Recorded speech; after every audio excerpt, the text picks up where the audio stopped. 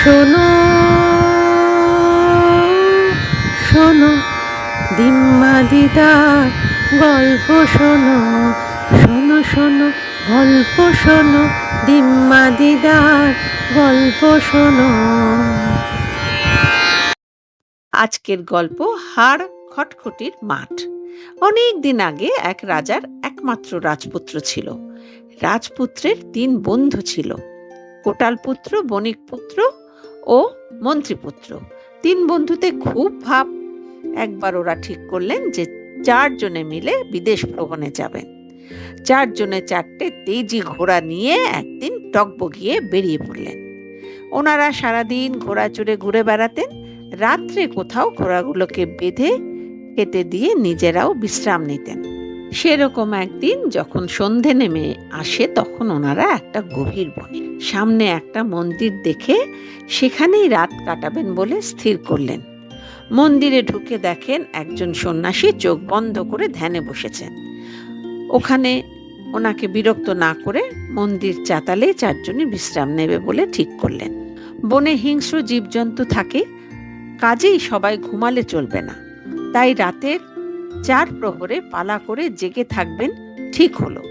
প্রথম প্রহর জাগলেন বণিক পুত্র, অর্থাৎ সন্ধে 6টা থেকে রাত 9টা পর্যন্ত উনি জাগবেন, বাকিরা ঘুমাবেন। পাহারার শেষের দিকে উনি খুব আশ্চর্য জিনিস দেখলেন সন্ন্যাসী একটা হাড় নিয়ে কিছু মন্ত্র পড়লেন। অমনি জঙ্গলের নানা দিক থেকে খটাখট খটখটাখট শব্দ করে বেশ কিছু হাড় সন্ন্যাসীর সামনে গিয়ে জড়ো হলো। সেই মন্ত্র বণিকপুত্র শিখে নিলেন, কিন্তু পরেরটা তার আর দেখা হলো না। এবার ওনার শোবার পালা। উনি কোটাল পুত্রকে ডেকে তুলে দিয়ে নিজে শুয়ে পড়লেন। কিন্তু কোটাল পুত্র দেখলেন সন্ন্যাসীর সামনে অনেক হাড় পড়ে আছে। একটু অবাক হলেন, এই হাড়গুলো তো আগে ছিল না। এদিকে রাত যত গভীর হচ্ছে তত হিংস্র জন্তুদের ডাক ভেসে আসছে। হঠাৎ দেখলেন সন্ন্যাসী একটা মন্ত্র, অমনি খটাখট সব হাড়গুলো জোড়া লেগে একটা কঙ্কালের আকার নিল। কোটাল পুত্র সেই মন্ত্র শিখে নিলেন। তারপর মন্ত্রীপুত্রকে ডেকে নিজে শুতে চলে গেলেন। মন্ত্রীপুত্র চোখ টোক কলসলিয়ে উঠে পাহারা দিতে লাগলেন। উনি দেখলেন সন্ন্যাসীর সামনে একটা জন্তুর কঙ্কাল। কোটাল পুত্র ওনাকে তো কিছু বলেনি, তাই একটু অবাকই হলেন। যাই হোক, একটু পরেই দেখলেন সন্ন্যাসী কি সব মন্ত্র পড়ছেন আর কঙ্কালটার দিকে এক দৃষ্টে তাকিয়ে আছেন। সেই কঙ্কালটায় একটু একটু করে মাংস গজাতে লাগলো।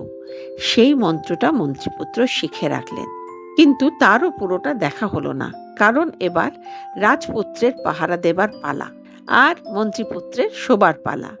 রাজপুত্রকে মন্ত্রীপুত্র কিছু বললেন না। রাজপুত্র উঠে দেখলেন সন্ন্যাসীর পায়ের সামনে একটা জন্তু পড়ে আছে আর সন্ন্যাসী ধ্যানে বসে আছেন। জন্তুটাকে মৃত মনে হচ্ছে। একটু পরেই সন্ন্যাসী জন্তুটার দিকে তাকিয়ে একটা মন্ত্র যেই পড়লেন, অমনি জন্তুটা লাফিয়ে উঠল। রাজপুত্র দেখলেন সেটা একটা সুন্দর হরিণ। লাফাতে লাফাতে সে বনের দিকে চলে গেল। রাজপুত্র সেই মন্ত্র শিখে রাখলেন। ততক্ষণে ভোর হয়ে এসেছে। অন্য বন্ধুরাও একে একে উঠে পড়লেন আর ঘোড়ায় চড়ে রওনা দিলেন। কেউ কাউকেই রাতের কথা আর বললেন না। সবাই হয়তো রাতের কথাই ভাবছিলেন নিজের মনে মনে। অনেকটা পথ পেরিয়ে এসে দুপুরে একটা নদীর ধারে গাছের তলায় এসে দাঁড়ালেন। ঘোড়াগুলোকে বেঁধে নদীর জলে স্নান টান করে গাছের তলায় বসে খেতে খেতে রাজপুত্র জিজ্ঞেস করলেন, রাতে কি তোমরা কেউ কিছু দেখেছ? আমি একটা অদ্ভুত জিনিস দেখেছি। বণিক পুত্র বললেন, আমিও দেখেছি। সন্ন্যাসী মন্ত্র পড়তেই জঙ্গল থেকে প্রচুর হাড় এসে জড়ো হলো। আমি সেই মন্ত্র শিখে রেখেছি। কোটাল পুত্র মন্ত্রীপুত্র তাদেরও অভিজ্ঞতার কথা জানালেন আর বললেন তারাও সেই মন্ত্র শিখে রেখেছেন। কিন্তু এবার ওনারা ঠিক করলেন এবার তাহলে একটা পরীক্ষা করে দেখা যাক তাদের সেই মন্ত্র ঠিকঠাক শেখা হয়েছে কিনা। ওনারা তাই এবার করলেন কি, একটা জঙ্গলের ধারে এসে দাঁড়ালেন। জঙ্গলে প্রচুর হাড় পাওয়া যায়, এদিক ওদিক প্রচুর পশু পাখির হাড় পড়েই থাকে। তখন বণিক পুত্র একটা মন্ত্র বলতে শুরু করলেন। অমনি কোথা থেকে প্রচুর হাড় এসে ওনার পায়ের সামনে জড়ো হলো। কোটাল পুত্র সেদিকে তাকিয়ে ওনার শেখা মন্ত্র পড়তে লাগলেন। অমনি হাড়গুলো নড়ে চড়ে একটা জন্তুর কঙ্কালের আকার নিল। তখন মন্ত্রীপুত্র কঙ্কালের দিকে তাকিয়ে তার শেখা মন্ত্র পড়তে লাগলেন। তখন কঙ্কালের গায়ে মাংস গজিয়ে লোম গজিয়ে প্রকাণ্ড এক বাঘে পরিণত হলো। তাই দেখে তো সবাই ভয়ে শিউরে উঠল। প্রাণ নেই এই রক্ষে। তাই সবাই বলতে লাগলো, থাক থাক, এর আবার প্রাণ আনার দরকার নেই। কিন্তু রাজপুত্র নাছোড়বান্দা, সবার মন্ত্রের পরীক্ষা হয়ে গেল, ওনারটা কেন বাদ যায়? তাই বণিক পুত্র, কোটাল পুত্র, মন্ত্রীপুত্র গাছের উপরে উঠে মগ ডালে বসে থাকলেন। তখন রাজপুত্র সেই বাঘের দিকে তাকিয়ে মন্ত্র পড়েই দৌড়ে উঠে মগ ডালে উঠে গেলেন। আর সেই বাঘও এক লাফে বিরাট গর্জন করে ওনাদের 4টে ঘোড়াকে মেরে খেয়ে বনের দিকে চলে গেল। 4 বন্ধু প্রাণে বেঁচে গেলেন। কিন্তু এবার ওনাদের হাঁটতে হলো। হাঁটতে হাঁটতে ওনারা একটা সমুদ্রের ধারে এসে পৌঁছালেন। এবার জাহাজে করেই দেশে ফিরতে হবে। অনেক অপেক্ষা করার পর একটা জাহাজের দেখা মিলল। অনেক কষ্টে তারা হাত নাড়িয়ে জাহাজটাকে দাঁড় করিয়ে তাতে উঠলেন। কিন্তু ক্যাপ্টেন বললেন, ওনারা তো অন্যদিকে যাচ্ছেন, তাই সামনের বন্দরে ওনাদের নেমে যেতে হবে। সেই বন্দরে নেমে বুঝলেন এটাও বেশ বড় একটা বড়সড় দেশ। বিশাল বড়সড় অট্টালিকা, দোকানপাট, রাস্তাঘাট খুব সুন্দর সাজানো। কিন্তু আশ্চর্যের বিষয়, কোথাও কোনো মানুষকে দেখতে পেলেন না। খুব অবাক হয়ে কৌতূহল বশত আরো এগোতে লাগলেন। দেখলেন সামনে একটা বিরাট প্রাসাদ, কিন্তু কোনো প্রহরী নেই। ঘোড়াশালে ঘোড়া নেই, হাতিশালে হাতি নেই, কিন্তু দানা খাবার সবই আছে। আরো প্রাসাদের ভেতরে ঢুকে দেখেন একটা বিশাল ঘর, 4 রাজকুমারী মিলে খুব খেলা করছে। রাজপুত্ররা খুব অবাক হলেন। পুরো রাজ্যে এই 4 রাজকুমারী ছাড়া আর কোনো প্রাণী নেই? দাস দাসী, সিপাই শান্তি, রাজা রানী, মন্ত্রী কেউ কোথাও নেই। রাজপুত্রদের 4 রাজকুমারী আপ্যায়ন করে পেট ভরে খাবার খাওয়ালেন। কিন্তু এখানেও রাধুনী বা দাসী কাউকে দেখা গেল না। রাজকন্যা 4 জন বললেন, আমরা আপনাদের জন্যই অপেক্ষা করছিলাম। আপনাদের সঙ্গে আমাদের বিয়ে হবার কথা। একদিন রাজপুত্র দেখলেন ওনার রাজকন্যা খুব কাঁদছেন। কারণ জিজ্ঞেস করাতে রাজকন্যা বললেন, আপনি মনে হয় সত্যিকারের রাজপুত্র। আমি এ রাজ্যের রাজকন্যা। অন্য 3 রাজকন্যা কিন্তু রাক্ষসী। ওরা আমার বাবা মা, দাস দাসী, রাজ্যের সব লোকজন, হাতি ঘোড়া খেয়ে ফেলেছে। এবার ওরা আপনাদেরও খেয়ে ফেলবে। রাজপুত্র বললেন, তুমি যে রাক্ষসী না সেটা কি করে বুঝবো? রাজকন্যা বললেন, শোনো, তোমার বন্ধুদের বলবে যাতে না ঘুমিয়ে দেখতে ওই 3 রাজকন্যা কি করে। যদি দেখো রাতে ওরা কেউ ঘরে নেই, আবার ভোর হতেই সব চলে এসেছে, তাহলে বুঝবে ওরা রাক্ষসী। বণিক পুত্র, কোটাল পুত্র, মন্ত্রীপুত্র পরপর কয়েকটা রাত দেখলেন। রাত হলেই 3 রাজকন্যা কোথাও চলে যায় আর ভোর হতেই ফিরে আসে, এসে বিকেল অবধি ঘুমায়।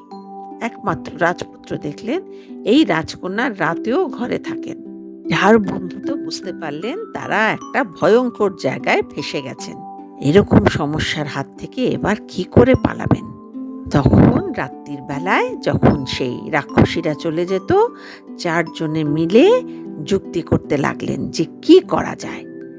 সেই মতো তারা যতটা পারলেন মোহর, সোনা, দানা সব যে যার মতো একটা করে পুঁটলি বানিয়ে রোজ ভোর হতেই সমুদ্রের তীরে গিয়ে জাহাজের আশায় দাঁড়িয়ে থাকতেন। এমনি করতে করতে একদিন একটা জাহাজকে দেখতে পেয়ে সেই জাহাজকে দাঁড় করিয়ে 4 রাজপুত্র আর রাজকন্যা তাতে উঠে বসলেন আর বললেন, শিগগিরই চলো, রাক্ষসীরা এসে নইলে আমাদের খেয়ে নেবে। যেতে যেতে বিকেল যখন হলো, তখন সেই 3 রাক্ষসী উঠে দেখে রাজকন্যা আর 4 রাজপুত্র তো নেই। তখন তারা দৌড়ে সমুদ্রের তীরে এসে বিশাল আকার ধারণ করে হাত দিয়ে সেই জাহাজটাকে ধরার চেষ্টা করলেন। ভাগ্যিস জাহাজটা অনেক দূরে চলে গেছিল, তাই রাক্ষসীরা হাত বাড়িয়েও ওদের ধরতে পারল না। সবাই মিলে নিজেদের রাজ্যে ফিরে আসার পর রাজকন্যার সঙ্গে রাজপুত্রের ধুমধাম করে বিয়ে হয়ে গেল। কিন্তু রাজকন্যার মনে কিছুতেই সুখ নেই, খালি কাঁদেন। রাজপুত্র তখন তিন বন্ধুর সঙ্গে যুক্তি করে ঠিক করলেন ওনারা সেই সন্ন্যাসীর কাছে যাবেন। সেই মতো সেই জঙ্গলে সেই মন্দিরে ওনারা গিয়ে সন্ন্যাসীর সঙ্গে দেখা করে ওনাকে সবটা জানালেন। রাক্ষসীরা কিভাবে রাজকন্যার মা বাবা, তিন বোন, দাস দাসী, সেপাই মন্ত্রী, রাজ্যবাসীকে খেয়ে একটা জায়গায় হাড় জমিয়ে পাহাড় করে রেখেছে। রাজপুত্ররা সন্ন্যাসীর কাছ থেকে প্রাণ দেবার মন্ত্র তো শিখে নিয়েছেন, কিন্তু এবার প্রাণ নেবার মন্ত্র জানতে চান। সন্ন্যাসী যদি সেটাও একটু শেখান তাহলে বড়ই উপকার হয়। সন্ন্যাসী তখন তাদের জল আনতে বললেন। জল এনে সেই দিকে তাকিয়ে উনি কিছু মন্ত্র বললেন। বললেন, তোমরা মন্ত্রটা শিখেছ তো, যাও এই জলটা নিয়ে তোমরা সেই রাজ্যে চলে যাও, আর এই জলটা রাক্ষসীর উপর ছড়িয়ে দিয়ে মন্ত্রটা পড়ো। সেই মন্ত্রপুত জল নিয়ে রাজপুত্ররা, চার বন্ধু ও রাজকন্যা তাদের সেই পুরনো রাজ্যে এসে উপস্থিত হলেন। ওদের দেখেই তিন রাক্ষসী ওদের খাবে বলে এগিয়ে এলো। রাজপুত্র সেই জল তাদের গায়ে ছিটিয়ে মন্ত্র বলতেই তিন রাক্ষসী মরে গেল। তারপর হাড়ের পাহাড়ের সামনে এসে বণিক পুত্র, কোটাল পুত্র, মন্ত্রীপুত্র, রাজপুত্র একে একে পর পর তাদের মন্ত্রগুলো বলতে লাগলেন। হাড় জড়ো হলো, হাড়ের একটা আকার হলো, হাড়ের উপর মাংস লাগলো, আর তারপরে রাজপুত্রর মন্ত্রতে অবশেষে তারা সব বেঁচে উঠলেন। রাজকন্যার রাজ্য আবার আগের মতো সজীব হয়ে উঠল। নিজের বোনদের আর মা বাবাকে পেয়ে রাজকন্যার খুব আনন্দ হলো। তিন বোনের সঙ্গে তিন বন্ধুর বিয়ে দিয়ে দিলেন। তারপর কিছুদিন সেখানে থাকার পর ওনারা সবাই নিজেদের রাজ্যে ফিরে এলেন। বাকি জীবন চার বন্ধু, চার রাজকন্যা খুব আনন্দে কাটালেন।